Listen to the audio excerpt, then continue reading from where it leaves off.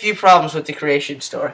The first off being, I don't understand how the world was created in 7 days. I think that was a metaphor for the amount of time it took to create the world, because the ancient people couldn't grasp how long it took. Like 4.5 billion years is a long time for them to comprehend. The problem I had was, the Bible talks about how there was a snake and it was talking. Can you explain that?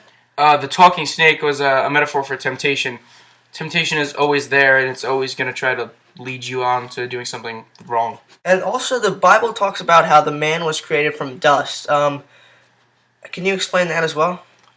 Man being created from dust shows the power of God, that he could do whatever he wants, and he's omnipotent over the world. He's the greatest being there is, so he can create anything out of nothing, which is dust. And when he was asleep, can you explain that? I mean, what does he mean by the ribs going from one human to another? The rib taken from Adam is significant because it means that the rib is Eve, and one cannot be created without the other. So Adam couldn't exist without Eve. Humans are always very social beings, and they needed to be together. So Eve is a part of Adam. So they're like images, like yeah, they are images. Yeah. In Genesis, it also talks about how Adam is 130 years old, and as well he has a baby at the age. Can you explain how someone can be that old and what God means? Yeah, if that was God's plan for Adam, then that's what he's gonna do, because God can do whatever he wants with anyone's life. You know, it's just God's plan for what Adam was to do in his life. If he wants to be 130 years old and father a child, that's what God's gonna do. God talks about a mighty wind. Is there a deeper meaning to that, or is it just gibberish?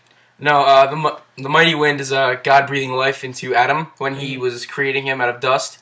And the mighty wind is also known as ruah, which means breath or spirit. And it's when he breathed the life into Adam was the ruah coming over him. In Genesis, the Garden of Eden is brought up. What does that mean, or is there a deeper meaning to that? Yes, Eden is the Hebrew word for paradise. So essentially, God created paradise for humans, and yeah.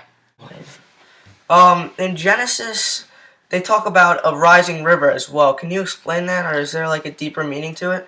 In religious literature, the dwelling place of God is a rising river, so it's metaphorical for the dwelling place of God.